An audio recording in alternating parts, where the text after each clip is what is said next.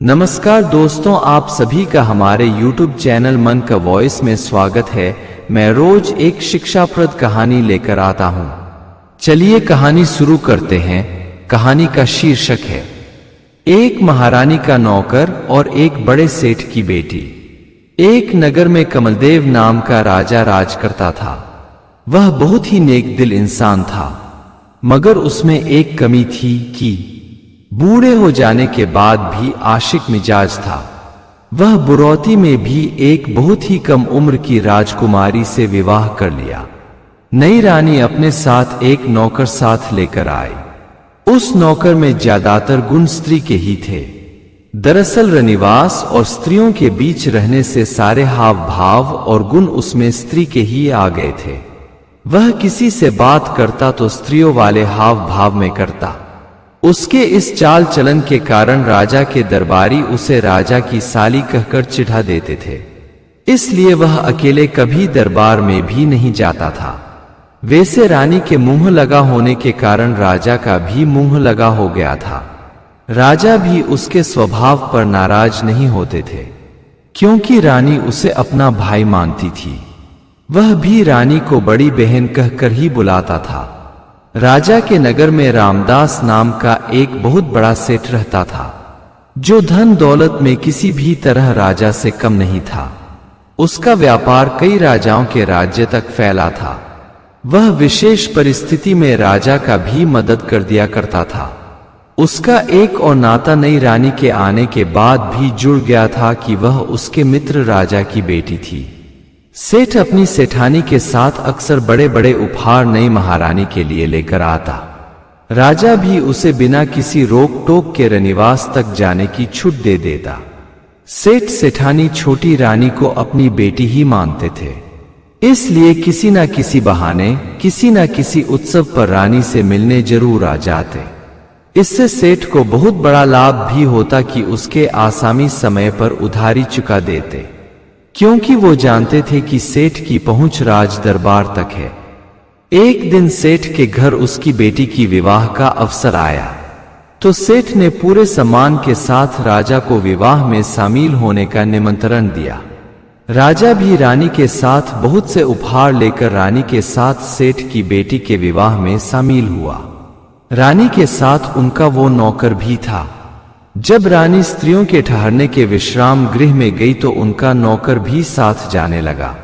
यह देख सेठ के नौकरों ने उसे रोक दिया, तो वह सेठ के नौकरों पर रोब जमाने लगा कि मैं कोई ऐरा गैरा नहीं, खास रानी का नौकर हूं। सेठ के नौकर उसका उपहास करने लगे कि रानियों के पास दासियां होती है। अगर तुम्हें दासी बनने का शौक है तो तुम्हें स्त्रियों के कपड़े पहनकर आना चाहिए था। अगर अंदर जाने के लिए उतावले हो रहे हो तो हम लोग तुम्हें अपनी स्त्रियों के कपड़े दे देते हैं, उसे पहन लो और अंदर चले जाओ, हम तुम्हें नहीं रोकेंगे। नौकरों ने उसे बाहर ही बिठाए रखा। उसे खाने में भी नौकरों वाला खाना मिला। कहा वह महल में रानी के साथ स्वादिष्ट भोजन खाता था। कभी कभी रानी छोड़ा खाना जिसे रानी खाकर छोड़ देती तो वह खाना भी उसे ही मिल जाता।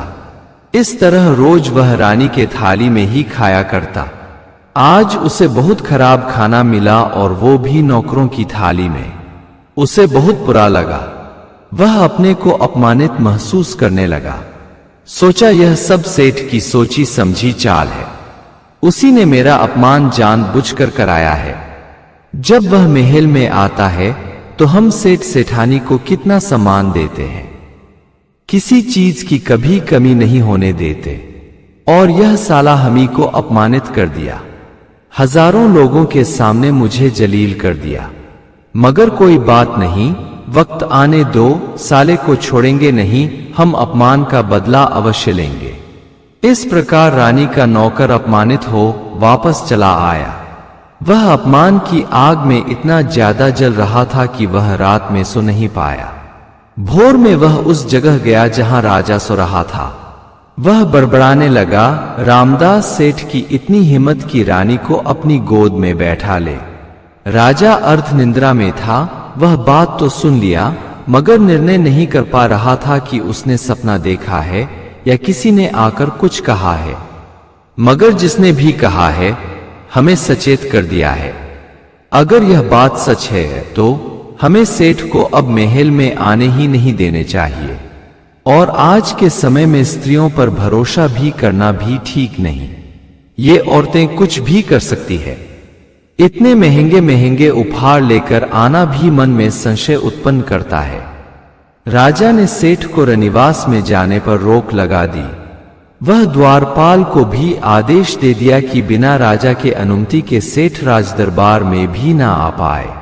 इस प्रकार द्वारपाल सेठ को मेन दरवाजे से ही लौटा दिए। वह 2-4 बार राजदरबार आना चाहा, मगर द्वारपाल उसे अंदर आने ही नहीं दिए। सेठ सोच में पड़ गया कि आखिर मुझसे कौन ऐसी गलती हो गई है कि राजा मुझे राजदरबार जाने से रोक लगा दिया है। वह अपने नौकरों से पता लगाया कि राजा की खातिरदारी में क्या कमी रह गई कि नाराज हो गया है। बहुत बारीकी से छानबीन के बाद पता चला कि राजा का तो कोई अपमान नहीं हुआ है, परंतु रानी के नौकर से सेठ के नौकरों का झगड़ा जरूर हुआ था। सेठ बहुत चतुर था। वह समझ गया कि सब करा धरा रानी के नौकर का ही है। सेठ रानी के नौकर से मिलने की जुगत में लग गया, पर नौकर से भी मिलना आसान काम नहीं था, क्योंकि वह रानी का नौकर था और रानी के साथ ही रनिवास में रहता था। कई दिनों के इंतजार के बाद वह सेठ से एक दर्जी के दुकान पर मिल गया। सेठ उसे बहुत आदर के साथ अपने साथ ले गया और शादी के दिन नौकरों द्वारा किए उसका अपमान के लिए क्षमा मांगा। बोला, मैं शादी में व्यस्त था इसलिए मेरा ध्यान नहीं गया, मगर नौकरों को ख्याल रखना चाहिए था कि रानी के मुंहबोले भाई का अपमान कर दिए। मैंने भी नौकरों पर नाराज होकर उन्हें खेत के कठिन काम में लगा दिया है। सेठ नौकर को मिठाई, असरफिया और वस्त्र देकर विदा किया। नौकर ने भी वादा किया कि सेठ चिंता ना करे, राजा 2-4 दिनों में अपने आप सेठ को दरबार में बुलाएगा।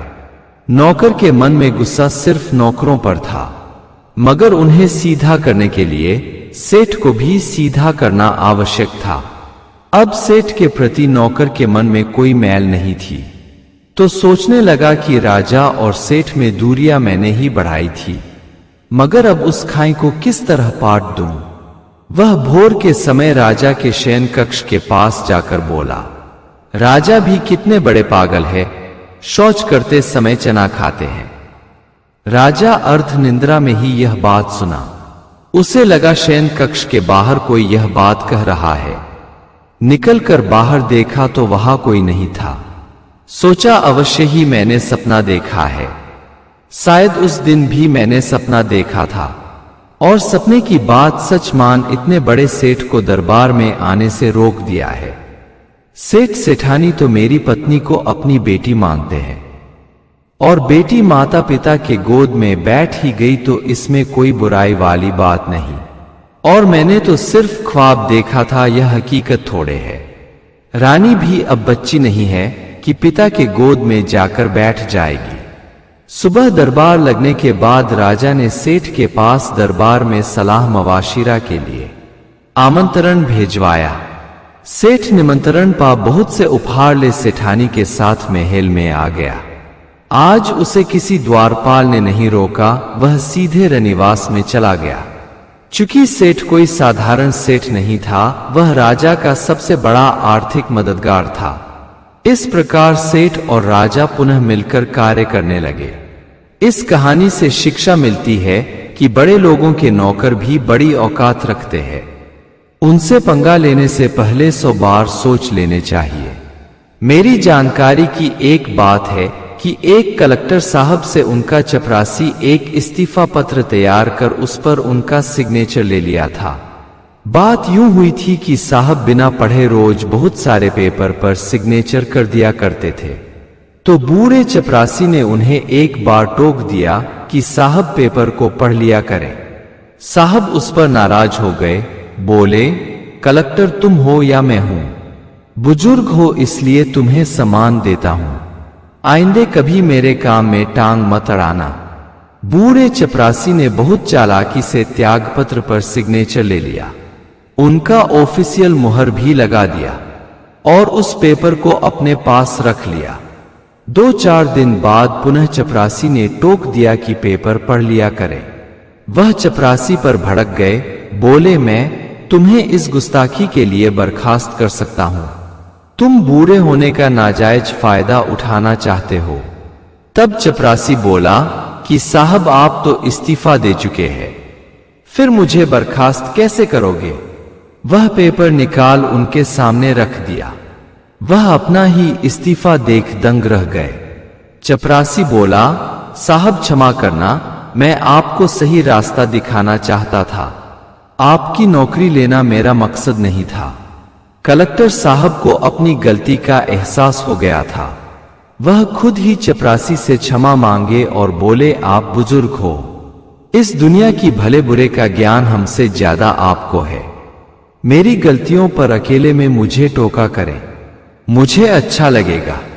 अगर आपको हमारी कहानी अच्छी लगी हो तो हमारे चैनल को सब्सक्राइब करें, लाइक करें और कमेंट बॉक्स में राधे राधे जरूर लिखें। आपसे पुनः मिलते हैं एक नई वीडियो के साथ। तब तक के लिए आपको और आपके पूरे परिवार को राधे राधे।